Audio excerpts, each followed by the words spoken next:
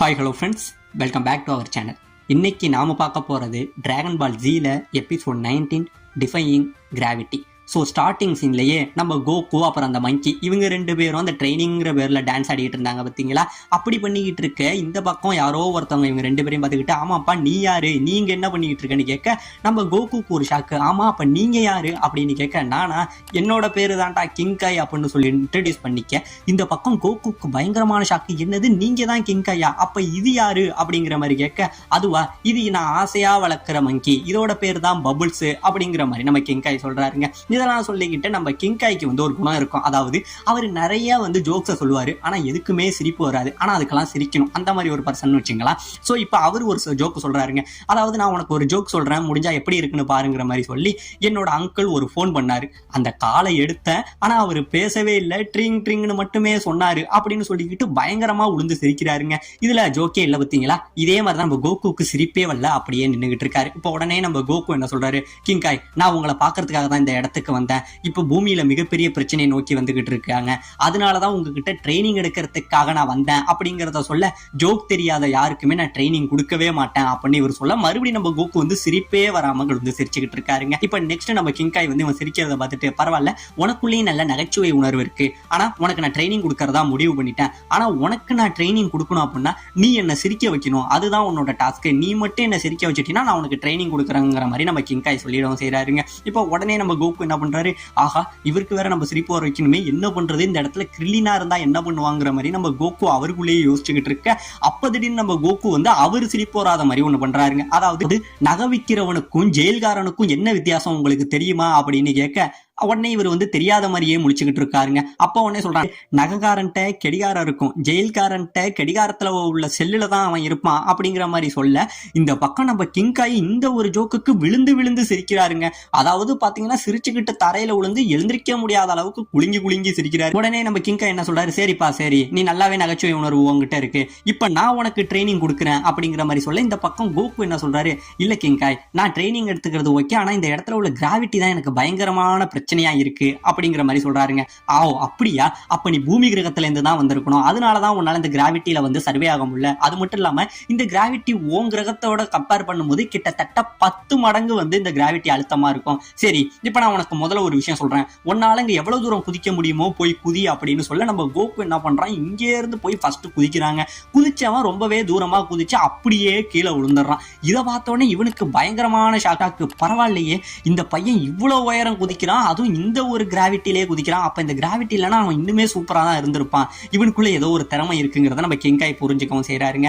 இப்போ உடனே நம்ம கிங்காய் என்ன கேட்கிறாரு, ஆமா நீ எவ்வளவு காலம் இங்க தங்கி இந்த ட்ரைனிங் எடுத்துக்கிறதுக்கு நீ வந்திருக்க அப்படின்னு கேட்க, நம்ம கோகு சொல்றாரு, இல்ல கிங்காய் எனக்கு அதுக்கெல்லாம் டைம் இல்ல, நான் எவ்வளவுக்கு எவ்வளவு சீக்கிரம் ட்ரைனிங்கை கத்துக்க முடியுமோ அந்த அளவுக்கு நான் கத்துக்கணும். ஏன்னா பூமியில சயான்ஸ்னு சொல்லப்படக்கூடிய 2 பேர் பூமியை அழிக்கிறதுக்காக வந்துகிட்டு இருக்காங்க, அவங்கள்ட்ட இருந்து என்னோட ஃப்ரெண்ட்ஸ், ஃபேமிலி, என்னோட பிளானட் இது எல்லாத்தையும் நான் தான் காப்பாற்றணுங்கிற மாதிரி கோகு ரொம்பவே மெச்சூர்டா பேசுறாங்க.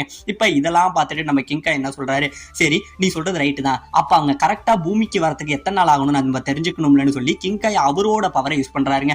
அதாவது இவரே ஒரு பூச்சி மாதிரி தான் இருப்பாரு, அதனால இவருக்கு தலைக்கு முன்னாடி 2 ஆண்டனா மாதிரி இருக்கும். அந்த ஆண்டனா பவரை யூஸ் பண்ணி கரெக்டா அந்த சயின்ஸ் பூமிக்கு வர எவ்வளவு தூரம் ஆகும், பூமியில இருந்து இவங்க எவ்வளவு தூரத்துல இருக்காங்கிற எல்லாத்தையுமே நோட்டீஸ் பண்ணிட்டு இப்ப நம்ம கோகு கிட்ட சொல்றாருங்க, கோகு நீ சொன்னது கரெக்ட் தான், என்னோட பவரை வச்சு பார்த்தா அவங்க வர வேகத்துக்கு இன்னும் 88 நாள்ல அவங்க பூமிக்கு வந்துருவாங்க அப்படின்னு சொல்ல, நம்ம கோகுக்கு ஆச்சரியம், என்ன சொல்றீங்க, 88 நாளுக்குள்ளே வந்துருவாங்களா, அதுக்குள்ள நான் எப்படி ட்ரைனிங் எடுக்க முடியும், என்னால எதை கத்துக்க முடியும்னு சொல்ல, கோகு நீ எதை பத்தியுமே கவலைப்படாத, இங்க நீ 88 நாள் ட்ரைனிங் எடுக்கிறது உன் பூமியோட கம்பேர் பண்ணும் போது பல 1000 வருடங்கள் நீ ட்ரைனிங் எடுத்ததுக்கு சமம், அதனால நீ எதை பத்தியும் கவலைப்படாதுங்கிற மாதிரி சொல்றாருங்க. இப்ப அடுத்ததா நம்ம கிங்காய் ஒரு விஷயம் சொல்றாருங்க, கோகு நீ என்னதான் இந்த இடத்துல ட்ரைனிங் எடுத்தாலும் உன்னால ஜெயிக்க முடியுங்கிறத என்னால உத்தரவாதமா சொல்ல முடியாது, ஏன்னா நீ எதுக்குற அந்த சயின்ஸ் இருக்காங்க பாத்தீங்களா, அவன் ரொம்பவே ஸ்ட்ராங்கானவங்க, இந்த யூனிவர்ஸ்லயே அவங்கள விட ஸ்ட்ராங்கான ஆட்கள் கிடையாது, அதனால என்னோட ட்ரைனிங்னால நீ அவங்களை எதிர்த்து ஜெயிப்பியானா அது கேள்விக்குறிதான், ஆனா நீ என்னையே மிஞ்சிற அளவுக்கு நீ ஸ்ட்ராங் ஆகணும், அப்பதான் உன்னால அவங்களை ஜெயிக்க முடியும் அப்படின்னு சொல்லிட்டு என்ன பண்றாரு,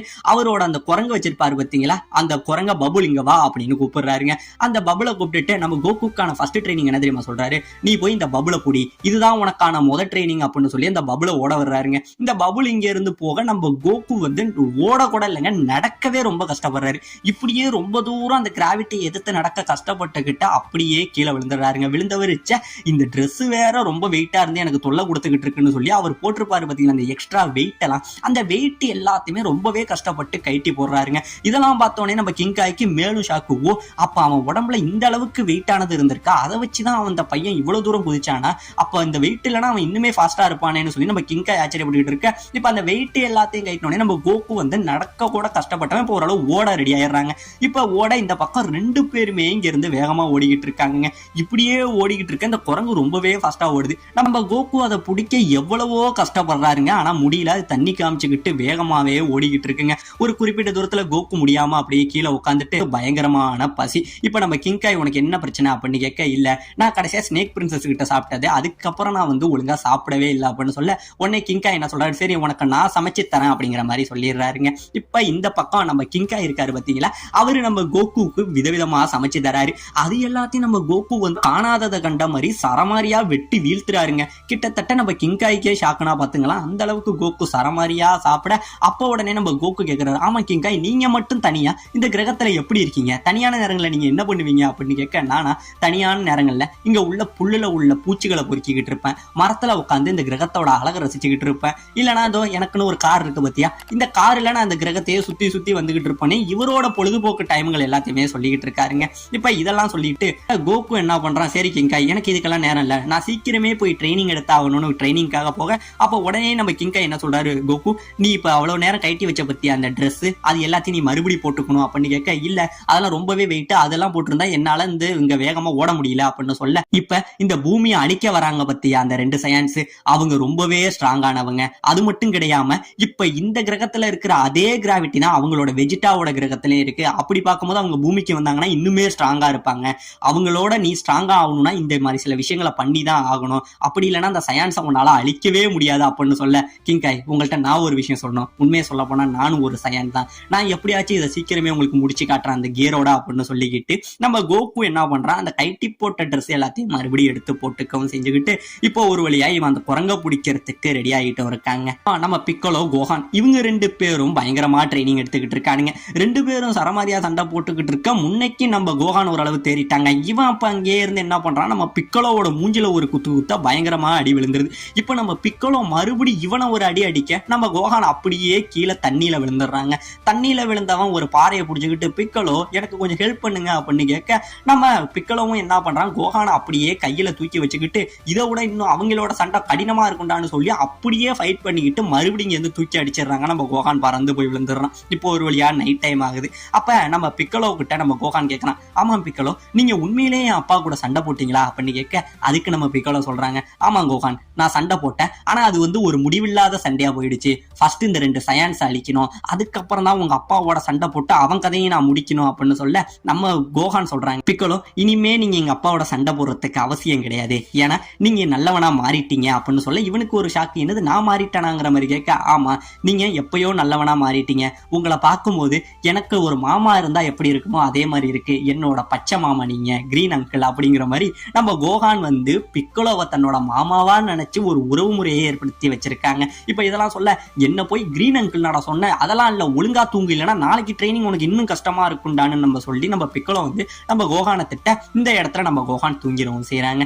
இப்ப கோஹான் இந்த பக்கம் தூங்க, நம்ம பிக்கலோ நம்ம கோஹான் சொன்னதை யோசிச்சுக்கிட்டே இருக்கான். இப்போ ஒரு வழியா நம்ம கோகு நம்ம கிங்காயோட பிளானட்டுக்கு 3 வாரம் ஆயிடுச்சுங்க.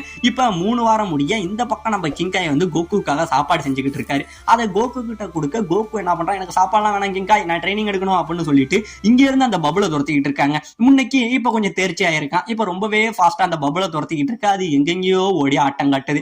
இப்படியோ ஓடிக்கிட்டு இருந்த பபுளு தூரத்துல ஒரு வாழைப்பழம் கிடக்கும். அந்த வாழைப்பழத்தை தின்னுட்டு அதை தோலை வெளில போட, நம்ம கோகு அதை பிடிக்க போய் தோல்ல வலிக்கிட்டு கீழே விழுந்துடுறாங்க. இப்படியே ஓட அந்த பபுளு எதோ இடத்துக்குலாம் ஓடிக்கிட்டு இருக்கு. இப்படியே ஓடிக்கிட்டு இருந்த பபுளை பிடிக்க போய் நம்ம கோகு எதுக்க இருந்த மரத்துலையும் முட்டிக்கிறான். இப்ப பபுள் இங்கே இருந்த மரத்து மேல ஏறி ஓட, இப்ப இவனும் ஓடங்கிற மாதிரி மாறி மாறி 2 பேருமே ஓடிக்கிட்டு இருக்கானுங்க. ஒரு குறிப்பிட்ட தூரம் போனோடனே நம்ம கோகுவால முடியவே இல்லாம உடம்பு முழுக்க எனர்ஜி இல்லாம அப்படியே டயர்ட் ஆயிடறான். அப்படியே உட்காந்தவனுக்கு நான் ஏன் இதை யோசிக்காம விட்டேன் ஐடியா அப்படின்னு சொல்லி நம்ம கோகு ஒரு ஐடியா பண்ணிடுறாங்க. அதாவது அந்த பபுளை அதோட வழியில பிடிக்காம அதுக்கு ஆப்போசிட் வழியில இருந்து கிரகத்துல வந்தா பிடிச்சலான்னு சொல்லிட்டு இப்ப ஆப்போசிட்டா ஓடுறாங்க.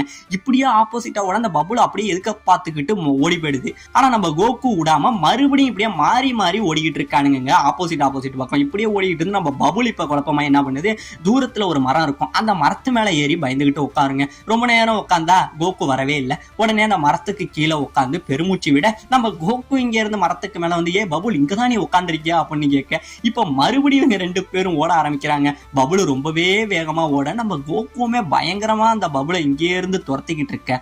ஒரு குறிப்பிட்ட தூரத்துல இந்த இடத்துல நம்ம கோகு பபுளை பிடிக்கவும் செஞ்சிடறாங்க. ஆமாங்க, ஃபர்ஸ்ட் டாஸ்க்ல நம்ம கோகு இந்த இடத்துல ஜெயிச்சிடவும் செய்யறாங்க.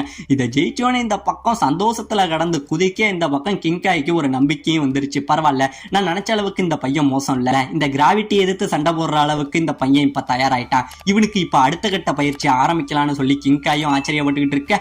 இந்த பக்கம் சயான்ஸ் பூமிக்கு வந்துகிட்டு இருக்க. முதல் கட்ட வெற்றியை எடுத்ததுனால நம்ம கோகு ரொம்பவே சந்தோஷமா இருந்துகிட்டு இருக்க. இதோட இந்த இடத்துல இந்த எபிசோட முடிக்கவும் செய்யறாங்க.